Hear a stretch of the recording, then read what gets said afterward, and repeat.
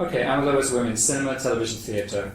After 30 years of successful filmmaking in a country, I should say this is not in the book, so I'm not spoiling the book. It's separate, but there is a chapter on Almodovar in the book. After 30 years of successful filmmaking in a country whose cinema industry seems always to be in crisis, a country in crisis at the moment, and 18 feature films that have won immense critical and audience approval, Pedro Almodovar would seem to be in a class of his own. On the UK release of The Skin I Live In, which was last year, the reverent interviewer of one national daily could write, quote, "No major nation in the world has one director who enjoys such dominance over his native industry," end quote. Some Spaniards would beg to differ. Indeed, the same film was attacked by the lead critic of El País, which is the main newspaper in Spain, as hollow, an attempted tragedy which inadvertently provokes only laughter. Almodovar's auteurist prestige, and hence his canonicity within an assumed Spanish film tradition, thus remains unstable. And it remains the case that although widely seen as the main representative of Spanish cinema outside Spain, Almodovar is still the source of some embarrassment in his own country. So there's a kind of tension between the national and the transnational, and that's one of the three themes I'm going to treat in this brief discussion of Almodovar cinema. Before I turn to the question of intermedia, notably the recent Broadway production of Women on the Verge of a Nervous Breakdown, which I had a great pleasure of seeing. So I'm going to concentrate on women, nervous, defiant, and musical. But the other themes will be the breach of the barrier between art and commerce effected by Almodovar's reconciliation of critical and popular success, because these are still films with mass audiences in the millions, even as they win Oscars. And the vexed question of postmodernism, which I argue should be taken back to its philosophical roots. So there are a little bit of theory there. So these themes are going to be illustrated with reference to three representative features. I wonder how many of you have seen these films? What Have I Done to Deserve This, 1984, is widely thought to mark the end of his early experimental period. All About My Mother, 1999, which Emma has... I should say, thank you, Emma. I'm sorry, I have it written down here. It says, "Thank you, Professor Wilson," and I didn't say it. The editor of the series. So Emma has written a wonderful chapter in one of her books on this film. Cinema's Missing Children is the name of the book. So this film, All About My Mother, was heralded as evidence of a newly mature style. And The Skin I Live In, the last film, yet darker and more self-referential than any of its predecessors in the creator's late period. It's wonderful there is such a thing as a late period in Almodovar, because most directors had maybe 10 years where they hadn't made good films, and he's had these 30 years, 3 decades. So technique is central to Almodovar's artistic signature or commercial trademark, and so I'm going to talk about sequences from each film, but just show you still images from them. And if I have time at the end, I'll show a clip from the Broadway version of one of the films, which again is pretty much unique. Do you know, a European film which is made into a Broadway musical? Well, actually 9, which was Fellini, 9.5, was made into a Broadway musical, so there are precedents. Now, to begin with the last theme, postmoderno. Postmodern has been an adjective loosely and often pejoratively ascribed to Almodovar from the start of his career. But if we return to the scholarly origins of the term in the 1980s, we find a more precise definition, which is not without interest for Almodovar's practice of cinema. So I remember in about 1984 I heard Jean-François Lyotard speak in London on postmodernism. So as is well known, philosopher Jean-François Lyotard defined postmodern condition as one of incredulity towards meta-narratives, especially those which were once thought to explain the totality of political or psychic structures. For Lyotard, the formal trope of this condition is incommensurability. This is a kind of difference so radical that the diverse elements it juxtaposes cannot be compared or contrasted. So this, I think, is a model we can use for Almodovar's film practice. So if we look at What Have I Done to Deserve This? This is the original Spanish poster. This film initially at least seems to come closest to being both a socio-political critique, a denunciation of living conditions of the urban poor on the fringes of Madrid, and this location still exists. If you take a taxi from the airport, you're likely to go past it. and a case study in psychoanalysis, an investigation of the near breakdown of depressed housewife Gloria, so movingly played by Carmen Maura, exiled to a monstrous housing project on the edge of the M30 Beltway, excuse my American English, Ring Road, I think we would take here, and brutalized by her sexually and financially selfish taxi driver husband, Gloria would appear to embody the perfect victim of class and gender exploitation. But Almodovar juxtaposes this meta-narrative dimension of political and psychic critique with radically heterogeneous or maybe incommensurable elements that resist totalization. We see this in three sequences I'm going to talk about. Thus, when Gloria cleans or shops, Almodovar favours a jarring and unusual technique. He shoots his character from inside ovens, washing machines, and here shop windows. Subjects are thus shown from the point of view of objects, an anomalous and disconcerting perspective. Likewise, when Gloria and her husband make brief and unsatisfactory love, the sequence is set to a popular song on a prostitute, ironically comparing the positions of housewife and streetwalker. But this potentially political commentary is undercut by the implausible performance of that song as shown on the family's TV set. And here you see the grandmother and child watching the show on TV. It is lip-synced by Almodovar himself and a contemporary collaborator dressed in drag as Scarlett O'Hara. So it's a very unlikely performance, even for Spanish television, which has some crazy things. So finally, grandmother and son Tony who you see in this image, watch an unlikely film in a movie theatre, Elia Kazan's Splendor in the Grass of 1961. Here, the example of the Warren Beatty character's desire to stay in Kansas will inspire Almodovar's urban misfits to move back from the city to their village, a reverse migration that contradicts some 40 years of historical Spanish population movement.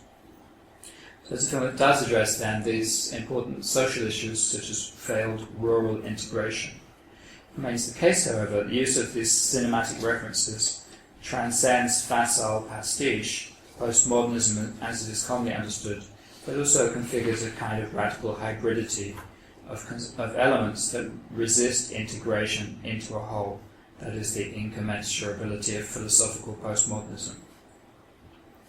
Some 15 years later, Almodovar's hard-won mastery of cinematic technique, he was an autodidact, he never went to film school, would seem to make such formal and ideological ruptures less self-evident. And the cultural distinction claimed by and for All About My Mother, you see the original poster here, was confirmed by its receipt of the most prestigious awards at home and abroad, including an Oscar. So there's a new austerity theme, barely troubled by comic elements. The film is about a mother's mourning on the death of her son, with Cecilia Roth as affecting as Maura before her, was confirmed by a certain austerity of technique. Thus, in an early sequence, the car accident in which the son dies is not directly shown. Almodovar cuts from a suddenly shattered windshield to a blurry pan of a rainy street at night. The camera comes to rest, as you can see, at a canted angle that is not on the horizontal, and Cecilia Roth's Manuela comes wailing into frame. We realise this is the perspective of the dying youth. The unusual point of view echoes perhaps the viewpoints from objects we just saw in What Have I Done, but it's far less showy and more subtle. Later, Manuela, the main character, her arrival in Barcelona is also filmed with economy and precision. As we see here, there's a panoramic aerial view of the city at night, gives way to a travelling shot of Manuela in a taxi, and the Sagrada Familia, the great church, glitters gold in its window. Sorry, I just got this a second too late, or a few frames. You cannot see the church glittering in the window, but it does. So it does. POV shots once more show the prostitutes working a desolate area outside the city. Before Almodovar, as you see here, cuts to another high angle, the cars of punters circling the girls as in some kind of Dante's Inferno. That's my second Italian reference. After Fellini. In traditional style, we're here sutured, sewn into the protagonist's point of view, seeing the elements of urban spectacle, diverse, even incommensurable as they are, even from this beautiful monument to this squalid scene of prostitution, within a certain unifying subjectivity. We have this one character at the centre of all these strange and conflicting sites. A third vital sequence is the late monologue performed in a theatre by Agrado, a transsexual prostitute turned PA, who provides some limited comic relief here. Agrado's text confirms the stress on performativity, which is the greatest academic cliché on Almodovar's cinema. It's about self-fashioning through plastic surgery and authenticity through plastic surgery. But the sequence's shooting style is defiantly plain. As you see here, Almodovar simply sets up the camera in the stalls to observe an impeccably theatrical routine, as if, like filmmakers did in 1900. Now, unlike in the case of What Have I Done, All About My Mother subtly orchestrates tones and registers that remain nonetheless radically diverse. But this newly modulated artistic technique is inseparable from the industrial conditions of its production. This is the 8th feature made by and for El Deseo, which is the independent production company headed by Pedro's brother Agustin. You can follow Agustin Almodovar on Twitter, it's very interesting. Follow me on Twitter. If you're my 200th follower, then you get a free trip to New York. You believe that? So this film, as he was his own producer, or his faithful brother, is the money man, it benefited from complete creative freedom, which earlier features did not enjoy. Ties of family and friendship are vital here, protecting the auteur from the pressures of unsympathetic management. As I have documented myself in another book, artistic quality is part of the. It's officially, I've seen the documents. Is part of the business model of the production company El Deseo, as is the commitment to diversification of media, ventures into television and theatre. So the new maturity of Almodovar style, so-called, is thus also a commercial strategy. It is intended to create a profitable and sustainable position for Almodovar in a turbulent audiovisual sector. Indeed, the first line of the commercial strategy says, "The business of the company is to promote and preserve the name of Pedro." Which you might think they're making movies. No. They know what their value, the value is the brand, which is called Pedro Almodovar. With the passing of another decade, Almodovar perhaps found the continuing pressures of celebrity more demanding. The dark hue, The Skin I Live In, the last film, marked his densest assemblage of self-citations. This is a great poster, Spanish poster by Juan Gatti. Unfortunately, the British poster wasn't so good. This film approaches an anthology of the director's back catalogue. The unlikely story of a plastic surgeon, Antonio Banderas, who takes revenge on the attempted rapist of his daughter. The film's kidnap bondage premise evokes Tie Me Up, Tie Me Down, which was 1990, also made with Banderas some 20 years earlier. A lengthy and troubling rape sequence, it was Kika in 1993. The hosing down of a scantily clad captive replays a famous sequence of Law of Desire in 1987. The obsessive focus on medical paraphernalia has been unnervingly prominent in each of Almodovar's films since The Flower of My Secret in 1995. There's a kind of collaging of film fragments. It's beautifully made, but it's very diverse, the origins of these fragments. And is confirmed by at least 2 mise en abîme, there's a French reference, within the film itself. The surgeon pieces together samples of skin to remake his victim, and he or she, it's a huge spoiler there, if you've seen the film, he or she, the main character, spends his or her captivity making doll-like mannequins covered by swatches of cloth.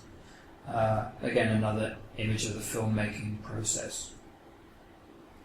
So, like the cinematic references in What Have I Done, this emphatic quotation, even to Almodovar himself, remains ambivalent. Is the director, like the surgeon in the film, a Frankenstein, feeding parasitically on past body parts? Or is he like Prometheus, also cited in the film, a hero who transforms human creativity through his theft? Well, such self-citation clearly serves the purposes of authorship because it makes the strongest claim for thematic and stylistic continuity. In this case, it also raises the question of the disjunction between national and transnational reception. Because as you remember at the start of the lecture, I said that critical response was very mixed in Spain itself. It was ecstatic abroad. I was at the press screening in New York, and the critics were fawning all over Almodovar in a way that is not typical of the New York press corps. Within the film itself, Skin I Live In, it's striking how distant Almodovar's fictional universe has grown from the social concerns of contemporary Spain, which he once addressed, however obliquely and ambivalently, in films such as What Have I Done? And if you've seen the film, you know it's set in a very moneyed milieu, surgeons and socialites secluded in country houses. Too many S's in that sense. And the milieu remains unperturbed by the financial crisis and social unrest that has been so prominent in Spanish life during the film's lengthy production process, and indeed continues today. If you watch the news, Spain is in a terrible, terrible crisis, which is wholly invisible in Almodovar's cinema. Now, these contradictions confirm the hermetic claustrophobia of the film's premise, and they prove untroubling to foreign viewers more willing than some locals to suspend disbelief. They could be read perhaps as continuations of that incommensurability that we saw so nakedly in What Have I Done, and more masked by consistent artistic quality in all. This is the British or American poster. It's the beautiful. The publicity shots are shot separately. It's a beautiful scene from Skin I Live In. Another one with the Jean-Paul Gaultier body suit, which has, you can see, it has raised hems like scars. So perhaps the answer to this conundrum lies in the most durable of Almodovar's repertoire of auteurist motifs, the avenging transsexual. Now I've given away the whole plot of the film, which is pivotal in Skin I Live In, can be traced back through Bad Education and The Law of Desire to an unpublished short story of the 1970s, which is what I write about in this book. The familiar, loosely postmodern trope of performance can here be qualified in a way suggested by my colleague Isolina Ballesteros before Skin's released, and she says, performativity has become, in Almodovar's later films, a curse and a punishment, a painful burden, a tragic irony. And here it is, because in this film the theme of transgender, previously celebrated, is here a horrible punishment inflicted on the character. If then Almodovar is indeed in a cinematic class of his own, perilously poised between art and commerce, home and abroad, his is an institutional position that embodies unique strains and tensions, which are becoming increasingly visible in the text of his films. Now, one of these tensions, or maybe we could say it as an opportunity, is intermediality. That is, the intimate relation between different visual media. We could read this in two ways. First, following Henry Jenkins, would be empirical. There's the convergence of media affected by producers and consumers of audiovisual fiction. They extend their brands across multiple windows of distribution, and the Almodovars are very, very conscious of this. They're not just art movie filmmakers.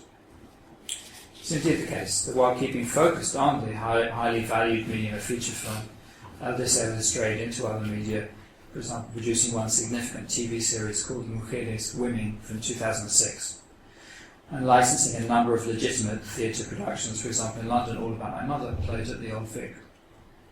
There was no production in Spain or America, as far as I know. Well, this is what we call brand extension. It adds value to the most precious of the company resources, the name of Pedro. A second reading of intermediality would operate not at the industrial but rather the artistic level. And I'm just going to give a very brief theoretical account by someone called Agnes Pitho. She has an essay where she says, the idea that cinema is unavoidably connected with other media has been a constant issue ever since the first moving picture shows were presented in a theatrical environment, and movies attempted to present narratives and to produce emotions by a combination of images and movement, music and words. End quote. More theoretically, she cites Lyotard on the figure role.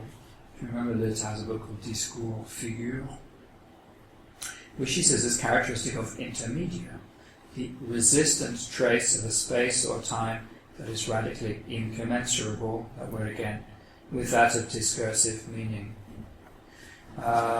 She concludes, the mapping of such tendencies has brought the study of cinematic intermediality far from the mere listing of media combinations towards a scholarship acknowledging cinema's non-discursive domains and more central modes of perception.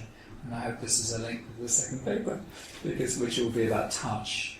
So I'm glad that this is a coincidence. Now, the presence of intermedia in the text of Almodovar's cinema is clearly ubiquitous. He's constantly referring to other media from the very beginning. But I also like to say that his defiantly implausible plots direct viewers beyond the discursive realm into such sensual modes of perception as movement and music, which are often irreducible to coherent film narrative. If you try to tell the stories of the films, they don't make sense. If you watch them, they make perfect sense. This film is movement and image and sound. So, to conclude quickly, I'm going to give an impressionistic account of the recent Broadway production. Here I come from New York, bring you something from my new hometown, of Women on the Verge of a Nervous Breakdown, which I had the great pleasure of seeing in the lush, plush Velasco Theatre on West 44th Street on December the 1st, 2010. Now, this is a production for which Almodovar himself claimed significant creative input. However, the producers were prestigious New Yorkers who had just achieved critical acclaim with their revival of South Pacific at Lincoln Center. This is also from the skin I live in. This is the original poster of Women on the Verge, which was taken, I discovered recently, from Vogue in 1960. These are the credits from the original film, Women on the Verge. This is a shot of the TV show Women, where you see the small female household, as often in Almodovar, and they're sitting amongst tomatoes. Why tomatoes? Because it's very Spanish, and it was a kind of facetious on Desperate Housewives, where you remember the women are shown in publicity shots with apples.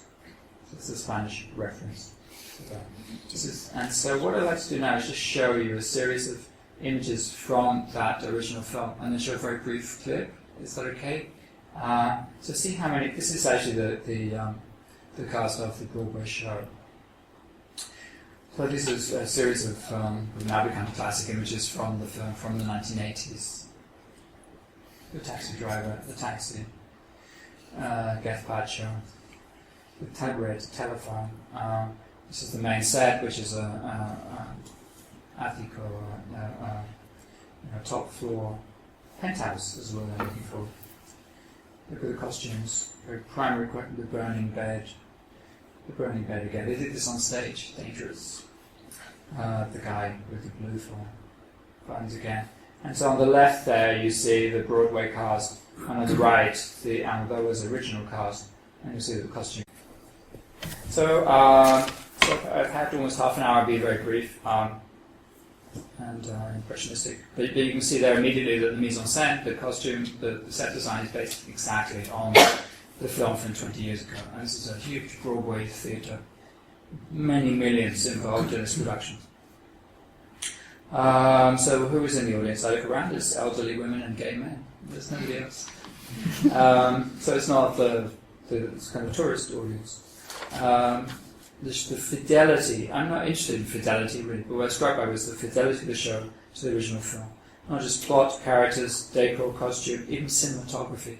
In the opening sequence there's a high angle of looking down on the character, and they reproduce this with a big mirror, so it's like you're looking down on the character.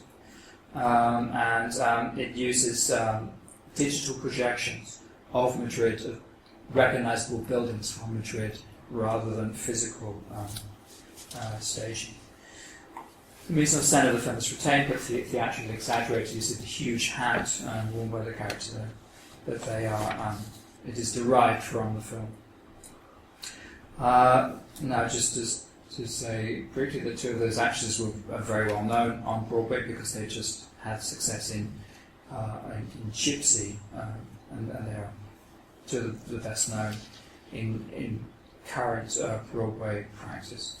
Many of the, as I said, the costumes are taken exactly from the film. So you could say then there's a cinematic model in the theatrical production. There's a swift cutting, as it were, of digital projections. But this technique is now omnipresent on Broadway. The show works hard to establish a theatrical lineage. It's dense with references to Broadway tradition in the casting, the structure, and also to past and present shows. The music is very reminiscent of In the Heights, which was a Dominican New York musical which had just closed when this opened. The producers had just come from a successful revival of South Pacific at Lincoln Center, so they were known for their respectful approach to Broadway tradition. Yet Almodovar, as a filmmaker, was also fully implicated in the production. He did a lot of publicity for it. He visited New York. And so the apparent failure of the show was thought to be Almodovar's failure. As in Eliseu's venture into TV fiction, which is also considered to be a failure by the press, in industrial terms, the quest for brand extension founded on the rock of perceived quality. Quality is also part of their business model. So what is interesting about this is, on one hand, it's very cinematic, on the other hand, it's very theatrical. So there's this kind of clash or grinding of gears, or theoretically incommensurability there, which is present throughout the show. So to conclude, you remember I began this lecture by listing three concerns in Almodovar cinema: the national and the transnational, art and commerce, and postmodernism, critical and philosophical. In terms of time, space, and medium, Women on the Verge, the musical, may well have seemed incoherent to audiences without specialist knowledge. This is what the New York Times said, that they couldn't follow the plot. But I ask you, how important is it to follow the plot in a Broadway musical? I had one, I'm not sure it was one word or two words: Spider-Man. Everyone knows that Spider-Man, the show makes no sense, and yet it's sold out every night. So that idea of rationality, of, Cartesian clarity, it really doesn't matter. To its credit, what this production did is it reconfirmed a fourth key concern of Almodovar's cinema.